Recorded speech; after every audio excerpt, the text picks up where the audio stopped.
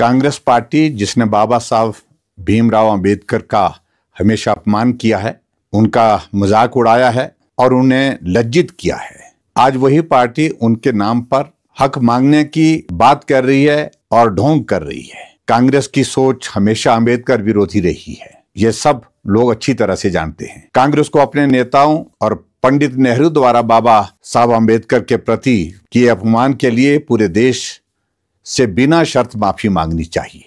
Congress party के एक महामंत्री जो राहुल गांधी के बहुत करीबी हैं, संसद परिषद में हुई धक्का मुक्की के बाद राहुल गांधी पर केस होने पर कहते हैं कि यह गर्व की बात है और ये उनका बाबा साहब की विरासत के लिए लड़ाई है। कांग्रेस पार्टी का झूठ का पुलिंदा बहुत अजीबोगरीब है। एक तरफ राहुल गांधी ने धक्का मुक्की की, सांसदों को गिरा दिया, सांसदों को चोट आई, उन्हें अस्पताल में भर्ती करवाना पड़ा, राहुल गांधी पर केस हुआ, जबकि उनके नेता इसे गर्व की बात कहते हैं। ये बहुत आश्चर्य की बात है।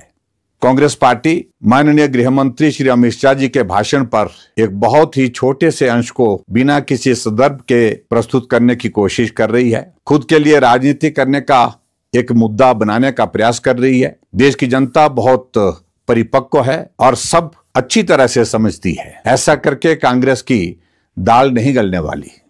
कांग्रेस पार्टी ने बाबा साहब भीमराव अंबेडकर की स्मृतियां बनाने के लिए कोई कदम नहीं उठाए, केवल अड़चने पैदा की।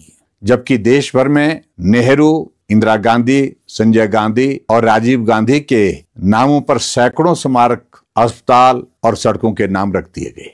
बाबा साहब भीमराव अंबेडकर देश के विभाजन के पक्ष में नहीं थे, धारा 370 थोपने के पक्ष में भी नहीं थे। पूर्वी बंगाल में हिंदुओं पर हुए अत्याचारों पर भी बाबा साहब अंबेडकर ने टिप्पणी की थी। भारतीय जनता पार्टी का मानना है कि देश को बचाने के लिए जिसने भी ईमानदारी से अपना योगदान दिया है, उन सभी लोगों का सम्मान होना चाहिए। जबकि कांग्रेस पार्टी केवल एक परिवार के योगदान का गुणगान करने में ही लगी रहती है।